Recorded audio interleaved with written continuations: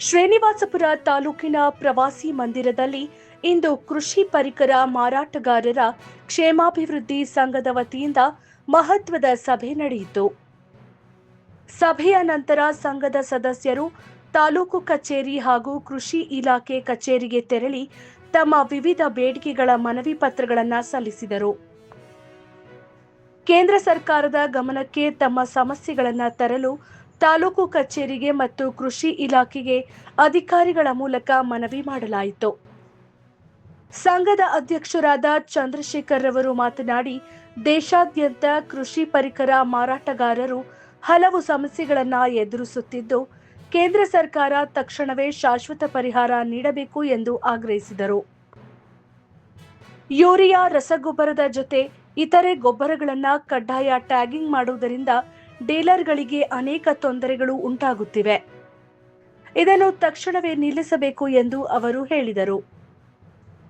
Urea ಹಾಗೂ ಇತರೆ ರಸಗೊಬ್ಬರಗಳನ್ನು ಡೀಲರ್ಗಳಿಗೆ ಎಫ್ಎಲ್ ಮೂಲಕ ವಿತರಿಸಬೇಕು. ಕೃಷಿ ಪರಿಕರಗಳು ಕಳಪೆ ಗುಣಮಟ್ಟದ್ದಾಗಿದ್ದರೆ ಅದರ ಸಂಪೂರ್ಣ ಹೊಣೆಗಾರಿಕೆಯನ್ನ ಉತ್ಪಾದಕರ ಮೇಲೆ ಹಾಕಬೇಕು. ಡೀಲರ್ಗಳನ್ನು ಅನಗತ್ಯವಾಗಿ ಹೊಣೆಗಾರರನ್ನಾಗಿಸಬಾರದು ಎಂದು ಒತ್ತಾಯಿಸಿದರು. ಎಲ್ಲ ರಾಸಾಯನಿಕ ಗೊಬ್ಬರಗಳ ಮಾರಾಟದ ಮೇಲೆ ಡೀಲರ್ಗಳಿಗೆ ಕನಿಷ್ಠ 5% ಲಾಭಾಂಶ ನೀಡಬೇಕು.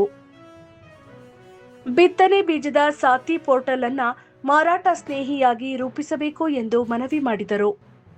ಇದಲ್ಲದೆ ರೈತರಿಗೆ ರಸಗೊಬ್ಬರ ವಿತರಣೆ ಮಾಡಲು ಎಫ್ಐಡಿ ಮತ್ತು ಕೆ ಕಿಸಾನ್ ತಂತ್ರಾಂಶದ ಕಡ್ಡಾಯ ಬಳಕೆಗೆ ವಿನಾಯಿತಿ ನೀಡಬೇಕು ಎಂದು ಆಗ್ರಹಿಸಿದರು.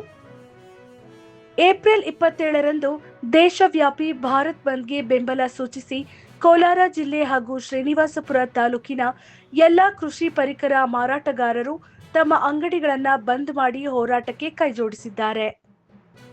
ಸರ್ಕಾರ ತಕ್ಷಣವೇ ಈ ಬೇಡಿಕೆಗಳನ್ನು ಈಡೇರಿಸಿ ಕೃಷಿ ಪರಿಕರ ಮಾರಾಟಗಾರರ ಸಮಸ್ಯೆಗಳಿಗೆ ಸ್ಪಂದಿಸಬೇಕು ಎಂದು ಸಂಘದ ಸದಸ್ಯರು ಆಗ್ರಹಿಸಿದರು.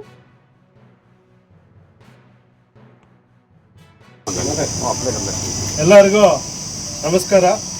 ಈ ದಿನ ಭಾರತದಾದ್ಯಂತ ಕೃಷಿ ಪರಿಕರ ಮಾರಾಟಗಾರರ ಅನೇಕ ಬೇಡಿಕೆಗಳನ್ನು ಈಡೇರಿಸಲು ಎಲ್ಲ ಸೇರಿ ಈ ದಿನ ಒಂದು ದಿನದ ಬಂದನ್ನು ಆಚರಿಸ್ತಾ ಇದ್ದಾರೆ ಭಾರತದಾದ್ಯಂತ.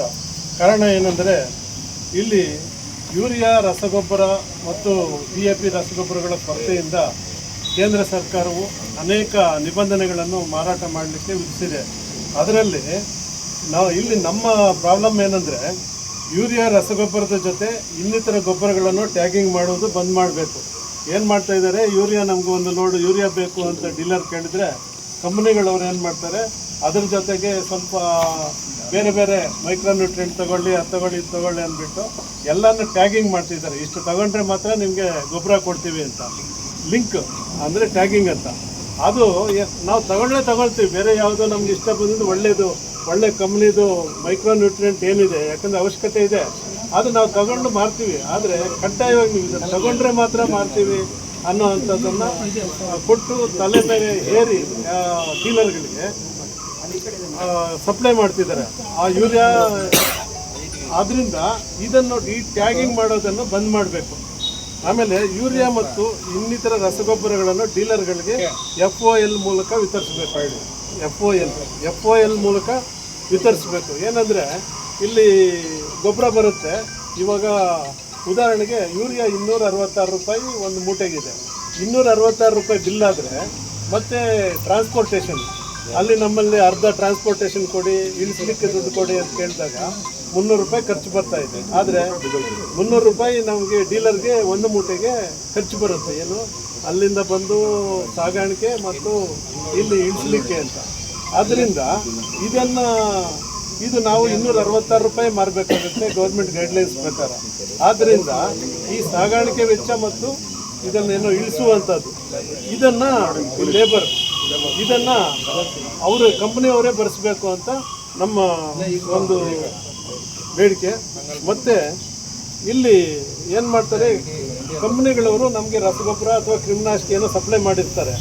ಅದರಲ್ಲಿ ಕಂಪ್ನಿಗಳ ತಪ್ಪಿನಿಂದ ಏನು ಮಾಡ್ತಾರೆ, ಒಂದು ಕಳಪೆ ಗುಣಮಟ್ಟದ್ದೇನೋ ಬಂದಿರುತ್ತೆ. ಕಳಪೆ ಗುಣಮಟ್ಟದ್ದು ಬಂದಾಗ ನಮ್ಮಲ್ಲಿ ವಿಜಿಲೆನ್ಸ್ನವ್ರು ಬಂದಾಗ ಏನು ಮಾಡ್ತಾರೆ, ಇಲ್ಲಿ ಯಾರು ನಾವು ಮಾರಾಟ ಮಾಡ್ತಾ ಇದ್ದೀವಿ, ನಮ್ಮನ್ನು ಹಿಡ್ಕೊಂಡು ನಮ್ಮ ಮೇಲೆ ಕೇಸ್ ಬುಕ್ ಮಾಡ್ತಿದ್ದಾರೆ. ಅದು ತಯಾರು ಮಾಡೋರು ಕಂಪ್ನಿಯವರು. ಆ ಕಂಪ್ನಿಯವ್ರು ಏನು ಕೊಟ್ಟರೆ ಇಲ್ಲಿ ಡೀಲರ್ ಏನು ಮಾಡ್ತಾರೆ ಅದನ್ನು ಮಾರ್ತಾರೆ. ಅದರ ಬದಲಿಗೆ ಏನಾದರೂ ಈ ಕಳಪೆ ಗುಣಮಟ್ಟದ್ದು ಯಾವುದೇ ಆದರೂ ಬಂದಿದ್ರೆ ಅದು ಕಂಪನಿಯವರನ್ನು, ಯಾವುದೇ ಕಂಪನಿಯವರನ್ನು ಕಳಪೆ ಗುಣಮಟ್ಟ ಏನಾದರೂ ಇದ್ದರೆ ಕಂಪನಿಯವರನ್ನು ಹೊಣೆಗಾರರನ್ನಾಗಿ ಮಾಡಿ A1 ಆಗಿ ಮಾಡಿ ಅವ್ರ ಮೇಲೆ ಕೇಸ್ ಬುಕ್ ಮಾಡಿ ಈ ಡೀಲರನ್ನು ಸಾಕ್ಷಿಗಾರರನ್ನಾಗಿ ಮಾಡಬೇಕು ಅಂತ ನಮ್ಮ ಡಿಮ್ಯಾಂಡ್ ಇದೆ. ಇನ್ನೊಂದು, ಎಲ್ಲ ರಾಸಾಯನಿಕ ಗೊಬ್ಬರದ ಮಾರಾಟದ ಮೇಲೆ ಏನು ರೇಟು ಕಂಪ್ನಿಯಿಂದ ಬರುತ್ತೆ ಅದೇ ರೇಟ್ಗೆ ನೀವು ಮಾರಬೇಕು ಅಂತ ನಮ್ಮಲ್ಲಿ ಏರಿಕೆ ಮಾಡ್ತಾರೆ. ಇನ್ನು ಅಂಗಡಿ ಇಟ್ಟಿರೋದು, ದೊಡ್ಡ ದೊಡ್ಡ ಗೋಡನ್ಗಳು ಮಾಡೋದು, ಬಾಡಿಗೆ ಅದು ಇದು ಎಲ್ಲ ಹುಡುಗರ ಸಂಬಳ ಎಲ್ಲಿಂದ ಬರುತ್ತೆ? ಅದರ ಬದಲಿಗೆ ಎಲ್ಲ ರಾಸಾಯನಿಕ ಗೊಬ್ಬರ ಮಾರಾಟಗಾರರಿಗೆ 8% ಅಷ್ಟು ಕಂಪ್ನಿಯವರು ಲಾಭಾಂಶವನ್ನು ಡಿಕ್ಲೇರ್ ಮಾಡಿಕೊಡ್ಬೇಕಾಗುತ್ತೆ. ಇನ್ನು ಬಿತ್ತನೆ ಬೀಜದ ಸಾತಿ ಪೋರ್ಟಲನ್ನು ಮಾರಾಟ ಸ್ನೇಹಿಯನ್ನಾಗಿ ಮಾಡಬೇಕು. ಇನ್ನು ರೈತರಿಗೆ ಈಗ ರಸಗೊಬ್ಬರ ವಿತರಣೆ ಮಾಡಲು FID ಮಾಡಬೇಕು. FID ಮತ್ತು ಕಿಸಾನ್ ತಂತ್ರಾಂಶ ಮೂಲಕ ವಿತರಿಸಿ ಅಂತ ನಮ್ಗೆ ಹೇಳ್ತಾರೆ. FID ಅಂದರೆ ಈಗ ಏನಾಗಿದೆ ಸಮಸ್ಯೆ ಅಂದರೆ, ಈಗ ಉದಾಹರಣೆಗೆ FID ಯಾರ್ದು ಒಂದು ಪಾಣಿನಲ್ಲಿ ಯಾರ್ದು ಹೆಸರಿದೆ ಅವ್ರದ್ದು ಮಾತ್ರ FID ಬರುತ್ತೆ. ಈಗ ಇತ್ತೀಚೆಗೆ ಏನಾಗುತ್ತೆ, ನಮ್ಮ ಕಂಪ್ಯೂಟರೈಸ್ಡ್ ಆದಮೇಲೆ ಪಾಣಿ ಯಾರ್ದೋ ಹೆಸರಲ್ಲಿರುತ್ತೆ, ಅಜ್ಜ ಅಪ್ಪನ ಹೆಸರಲ್ಲಿರುತ್ತೆ, ಅವರು ಮೃತರಾಗಿರ್ತಾರೆ, ಅವ್ರ ಹೆಸರಿಗೆ ಬರುತ್ತೆ FID. ಈಗ ಇರೋರಿಗೆ ಸುಮಾರು ಜನಕ್ಕೆ FIDಗಳಿಲ್ಲ. ಅವರು ಒಂದು ರಸಗೊಬ್ಬರ ಬೇಕು ಅಂದಾಗ ಅವ್ರಿಗೆ ರಸಗೊಬ್ಬರ ಸಿಗೋದಿಲ್ಲ. FID ಇಲ್ಲದೆ ಮಾರಾಟ ಮಾಡಬಾರ್ದು, ಯೂರಿಯಾ ಮತ್ತು DAPನ ಮಾರಾಟ ಮಾಡಬಾರ್ದು ಅಂತ ನಿಬಂಧನೆ ವಿಧಿಸಿದ್ದಾರೆ. ಆದ್ದರಿಂದ ಇದಕ್ಕೆ ವಿನಾಯಿತಿ ನೀಡಬೇಕು ಅಂತ ನಮ್ಮ ಡಿಮ್ಯಾಂಡ್ ಇದೆ ಅಷ್ಟೇ. ಈಗ ಭಾರತದಾದ್ಯಂತ ಈ ದಿನ ಏನು ಬಂದ್ ಮಾಡ್ತಿದ್ದಾರೆ, ಈ ವಿಷಯವನ್ನು ಕೇಂದ್ರ ಸರ್ಕಾರದ ಗಮನ ಸೆಳೆಯಲು.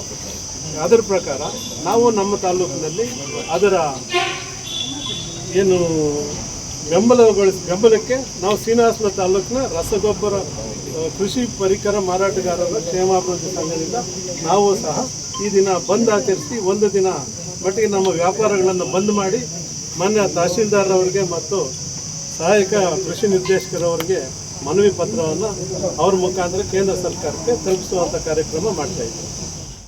ಇವಾಗಲೇ ಹೋಗೋದು, ಯಾಕಂದರೆ ಟೊಮೊಟೊ ಇವಾಗ ಸೀಸನ್ ಇರೋದ್ರಿಂದ ಬರೀ DAPಗೆ ಬೇಕಾಗ್ತದೆ. DAP ಇಲ್ಲದೆ ಆಗೋದಿಲ್ಲ. 10 ಮೂಟೆ DAP ಹಾಕೊಂಡು ಒಂದು 2 ಮೂಟೆ 3 ಮೂಟೆ DAP ಕೊಟ್ಟು ಅದ್ರ ಜೊತೆಗೆ ಏನಾದರೂ ಮಾಡ್ಬೋದು.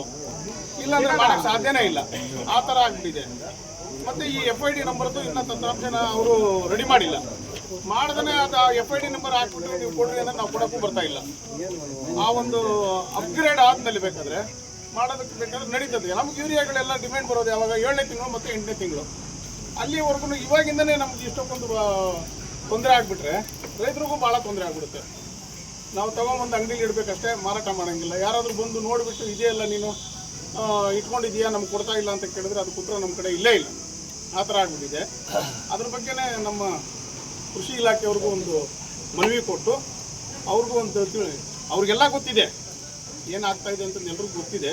ಆದರೆ ಅವರು ಗೌರ್ಮೆಂಟ್ ಹೇಳ್ದಂಗೆ ಕೇಳಬೇಕಾಗ್ತದೆ. ಅದಕ್ಕೋಸ್ಕರ ಅವ್ರು ಗೌರ್ಮೆಂಟ್ ಕಡೆಯಿಂದ ಮಾತಾಡಿ ನಮಗೇನಾದರೂ ಒಂದು ಸಜೆಷನ್ ಮಾಡಿಕೊಡ್ಲಿ ಅಂತ ಇವತ್ತು ಅವ್ರು ಕೇಳ್ಕೊಳ್ತಾ ಇದ್ದೀವಿ.